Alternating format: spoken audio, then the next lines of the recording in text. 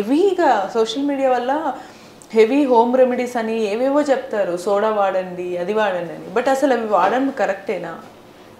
Actually పింపుల్స్‌కి కానీ, లేకపోతే ఈ పులిపీర్లు వచ్చినప్పుడు సోడా పెట్టడము, తర్వాత లేకపోతే సున్నం పెడుతూ ఉంటారు. ఇట్లా వాటి వల్ల ఏంటి అంటే చాలా డ్యామేజ్ అవుతుంది స్కిన్. అంటే ఒక రకమైన బర్న్ అయిపోవడము అలా అవుతుందన్నమాట.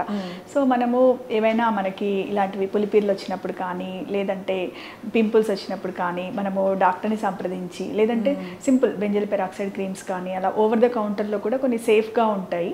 సో అలాంటివి యూజ్ చేసినప్పుడు అయితే పెద్ద ప్రాబ్లం కాదు. దాన్ని కూడా ఏంటంటే కొంచెం తక్కువ టైం పెట్టడము, మన స్కిన్ టైప్ని బట్టి డిసైడ్ చేసుకోవాల్సి ఉంటుంది.